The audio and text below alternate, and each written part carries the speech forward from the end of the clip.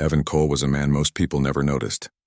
He wore a plain gray uniform that always smelled faintly of cleaning solvent and metal polish. Every day, he walked the long halls of the Starlight Citadel with his mop and his repair kit. The Citadel was the pride of the Galactic Union, a shining city floating among the stars, and Evan was the one who kept its floors shining and its vents working. He liked the quiet. No one asked him many questions and he didn't have to talk much. But what no one knew was that after his shift ended each evening, Evan didn't go to his small room right away. Instead, he took a side path through the maintenance tunnels, past the humming engines and flickering lights, until he reached a small unused storage bay. That was his secret classroom. Inside the room were a few broken chairs, some glowing tool rods and a screen that barely worked. Yet every night the space came alive. 2 small alien children, twins, would be waiting there, sitting on a soft blanket with their bright crystal eyes sparkling when he entered. Kyle and Rin were Threxy, a race made of living crystal and light. Their skins shimmered like glass touched by sunrise and their faces changed color with emotion.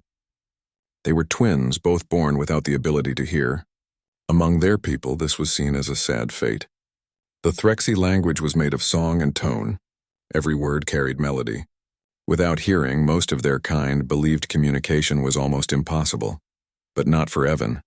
The first time he met the twins, they had been sitting alone in the Citadel's medical wing. Their mother had vanished during a storm on their home planet, and the royal caretakers didn't know what to do with them. They couldn't speak in song, couldn't follow orders, and couldn't understand the machines around them.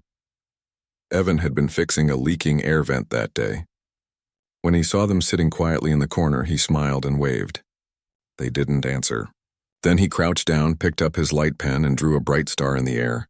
Kale's eyes widened. Rin reached forward and made her own little shape beside his, a clumsy circle that glowed unevenly. And that was the start of everything. He began visiting them after work. He brought scraps from the repair bays, light pens, reflection panels, old tools. Slowly, they developed their own way to talk, not with sound, but with light and movement. He taught them human gestures, too. Nods, waves, simple signs. When Kale wanted to say happy, she would make her light flicker yellow. When Rin wanted to say dad, she would point to her chest and trace a small heart in the air. Now, a year later, the small storage bay had become their home. Evan arrived that evening as always, wiping his hands on a rag. The twins jumped up, their bodies glowing soft pink with excitement. He set down his toolkit and smiled. "All right, team," he said. "Tonight we're learning something new." The twins couldn't hear his words, but they watched his lips, then his hands. Evan raised his palms and made the shape of a triangle. The children copied him. Then he moved his hands again, this time shaping a circle. The room filled with the soft hum of the light rods as the shapes appeared in the air. "Shapes tell stories," Evan said slowly, exaggerating his lip movements so they could follow. He made a sequence of lights, star, circle, triangle, square, then used them to form a glowing little scene of a planet and 2 moons. Kyle laughed silently, her crystal body flickering with gold patterns. Rin clapped, her lights scattering across the room like tiny reflections. They moved their own lights in reply, adding to the story. Soon the air was full of floating symbols that danced and changed color. Evan stepped back, watching with quiet pride. He had no idea what the symbols meant exactly, but he didn't need to. The children were communicating, creating, living, and that was enough. After a while, they took a short break. Evan gave them small nutrient cubes, the kind humans didn't like but Threxy loved. As they ate, he sat on the floor and began fixing a cracked screen with his toolkit. Kale crawled beside him and tapped his arm. Her light shimmered pale blue, her color for curiosity. She pointed at the small patch on his uniform that read, "Maintenance Crew, Evan Cole." Then she made the sign for teacher, a gesture of open hands rising upward. Evan laughed softly. "I'm not a teacher," he said, though they couldn't hear it. He signed the word back, janitor. Then he made the sign for clean, sweeping his hands in wide motions, and added a playful grimace. The twins both giggled in light, their bodies flickering like laughter in color. As they played, none of them noticed the soft hum of the outer door unlocking. The great Threxy queen entered quietly, her body tall and brilliant like a mountain of crystal wrapped in royal light. She had come to the maintenance levels herself, which was unusual. Earlier that day, she had heard that power conduits in the lower wings were being used after hours. Thinking it was misuse of royal energy, she decided to see the problem firsthand. She expected to find lazy workers or careless technicians. Instead, she found silence. The only sound was the soft hum of light pens. She stood in the doorway, unseen for a moment, and watched before her eyes a human, a janitor, by his uniform, was kneeling between two of her kind's royal children, tracing symbols of light in the air. The twins' bodies shimmered in bright, joyful colors. Their small hands moved in perfect rhythm with his. There was no sound, yet the room was alive with motion and meaning. The queen froze. These were her people's silent ones, the children she had been told would never speak, never sing, never belong. Yet here they were, communicating more beautifully than most adults she knew. Evan noticed movement near the door. He turned and blinked, realizing who stood there. His breath caught. He had seen the queen only from afar during ceremonies. Now she was standing just a few steps away, her presence filling the small room with soft light. "Oh," he said awkwardly, wiping his hands on his rag. Sorry, ma'am." Didn't mean to be in the way. "We were just—" He hesitated, looking at the twins, who had gone very still. Kale's light dimmed to gray. Rin clutched her father's sleeve. Evan smiled reassuringly at them. Then turning back to the queen, he said carefully, "We were just learning." The queen tilted her head slightly. Her crystal face reflected the glowing signs still floating in the air. One of them pulsed gently, a heart made of light. "What? Are you teaching them?" she asked softly. Her voice carried the tone of curiosity rather than anger. Evan relaxed a little. "I'm teaching them to talk." "Well, sort of," he said. "Not with sound, they can't hear, but with this." He raised his hands and made a few gestures. "Hello, you beautiful." Then he added a sign that wasn't from any dictionary, a small swirl followed by a heart. Kale and Rin's colors brightened instantly. They made the same sign back to him. The queen stepped closer, eyes wide. "They understand you," she whispered. "They understand a lot," Evan said gently. "They just needed someone to listen in their own way." The queen looked at her daughters, really looked at them. She saw how their lights responded to the man's gestures, how their movements mirrored his with joy and confidence. It was as if they had finally found a language that belonged to them. For a long moment she said nothing. Her reflection shimmered in the mirrored walls, surrounded by floating symbols of light and love. Evan, not knowing what else to do, smiled awkwardly and signed to her. "Would you like to join us?" The queen hesitated. Her advisors outside the door shifted nervously, unsure if they should interrupt. But she lifted her hand, uncertain, and tried to copy his gesture. Her crystal fingers moved clumsily, yet the twins gasped and glowed in excitement. They ran to her, taking her hands and guiding her movements gently. Evan stepped back, watching as the queen and her daughters formed shapes together. A star, a circle, then a heart. The air shimmered with their light, and for the first time the royal hallways of the citadel seemed truly quiet. Not empty, but peaceful. When the final shape faded, the queen looked at Evan again. Her voice trembled slightly as she asked, "What does that one mean?" She pointed to the heart symbol still glowing faintly in the air. Evan smiled and signed the answer slowly, clearly, so she could see every motion. "It means love." The queen's face softened. Her body glowed in deep violet, the color of wonder among her kind. For the first time in many years, she had no royal words to say. She only watched the human janitor kneel beside his children again, their lights intertwining in gentle patterns of joy, and in that silent room, the queen realized something no song had ever taught her, that sometimes the most powerful voice in the universe is the one that speaks without a single sound.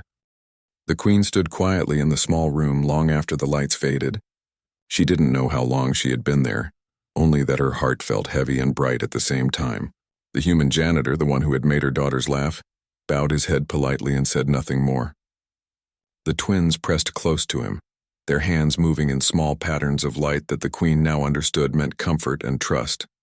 She had seen many great things in her life: cities built from starlight, ships that crossed galaxies, worlds made of diamond seas. Yet none of them had ever touched her as deeply as this moment. Her daughters had found their voices not in music but in silence.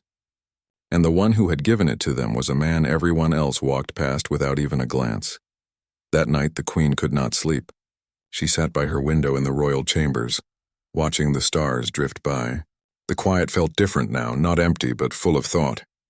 She remembered the way Evan's hands moved with gentle care, the way the twins' eyes glowed when he looked at them, and the way the word love had filled the air without a sound. In the morning, she made a decision. The next evening, when Evan came to his small classroom, he found the door already open. Inside stood the queen again, but this time she wasn't alone. Two of her royal aides stood by her side, holding recording crystals. Evan blinked. "Your Majesty? Sorry if this is your room now." "We can find another." The queen raised her hand gently. "No," she said. "This is the right room. I came to learn." The twins' lights flickered bright gold, their color for joy. They ran to her, signing quickly. She tried to follow their gestures, stumbling at first but laughing softly each time she got one wrong. Evan watched, surprised but smiling. For several nights after that, the queen returned. At first she sat quietly observing. Then she joined in the lessons. Evan taught her the basic signs he had created with the twins: movements for good, bright, family, and thank you. Her royal hands, usually used for formal gestures of command, now moved in humble shapes of learning. Every time she came, she brought something new: fresh learning lights, better materials, or small gifts for the children. But what she offered most was her time and patience. She began to see her daughters not as royal responsibilities, but as children full of wonder and creativity. One night, after a lesson, the queen stayed behind when the twins had fallen asleep on their blanket. Evan quietly adjusted a dim light so they wouldn't wake. The queen spoke softly. "I never thought they could speak. The healers told me their silence would follow them all their lives." Evan nodded. "They're not silent," he said. "They just speak differently." She looked at him for a long time. "You gave them something even I could not. How did you know how to teach them?" Evan smiled faintly. "My son was deaf," he said. "Back on Earth. He passed away when he was young. I didn't have much and no fancy machines or teachers, but I learned to speak his way. Hands, faces, light, laughter. When I saw your daughters, I remembered him." The queen's light dimmed slightly in sympathy. "You carry much kindness for someone who cleans the halls of a palace." Evan shrugged lightly. "Maybe cleaning floors teaches patience. Maybe losing teaches love." The queen said nothing more. She simply nodded, then bent down to place a small blanket over her sleeping daughters. Over the next few weeks, something changed in the citadel. Workers began whispering about the queen spending time in the maintenance wings. Some thought it was strange. Others found it inspiring. The news spread: a human janitor teaching royal children through light and motion. The story reached the council, and soon everyone wanted to see. So the queen made an announcement. She declared there would be a public demonstration, a silent performance, she called it, to show a new way of communication that went beyond sound. Evan tried to refuse at first. "I'm not a performer," he said nervously. "I just clean things." The queen smiled kindly. "Then think of this as cleaning hearts," she said. The day of the performance arrived. The great hall of the citadel was filled with thousands of beings from many species. The walls glittered with floating lights and the air shimmered with quiet anticipation. On the stage stood Evan, Kale, and Rin, three small figures before an audience of cosmic power. Evan's hands trembled slightly. The twins looked up at him, their crystal eyes bright and calm. He took a deep breath and nodded. Together they began. At first the hall was silent. Then slowly shapes began to glow in the air. Stars, waves, spirals, and hearts. The twins moved gracefully, their lights shifting in colors that told emotion: joy, curiosity, love. Evan followed their rhythm, his hands tracing meaning through the patterns. They told a story without a single word, a story of meeting, learning, and understanding. The queen watched from her throne, her chest tight with emotion. Then, as the twins formed the final shape, a glowing heart that floated high above the crowd, she rose from her seat. Without hesitation, she stepped onto the stage. The audience gasped. Queens did not join performances, but she didn't care. She walked to Evan's side, her robes shining like dawn, and lifted her hands. Her movements were unsure at first, but the twins guided her gently. Together they shaped the final part of the story, three hearts joining into one. The hall filled with soft light, brighter than any song the Threxy had ever sung. When the performance ended, silence lingered. No one dared to speak. Then, one by one, the audience members began to rise, their colors changing to the Threxy hue of deep respect, a glowing silver that meant awe and gratitude. The Queen turned to the crowd. "For ages we have sung our words," she said. "But tonight I learned that silence can sing just as strongly. A human showed us that sound is not the only way to understand one another. Love can speak in every form." She looked at Evan and the twins, then added, "From this day forward, the Citadel will open a new place of learning, the Silent Academy. Here, all who wish to learn the language of light and motion will be welcome no matter their voice or hearing." Applause filled the hall, soft, rhythmic, and bright. The sound wasn't loud, but it was full of feeling. Afterward, as the hall emptied, Evan sat on the stage beside his daughters. They were tired but glowing with pride. The Queen approached and knelt beside them, her robe glittering.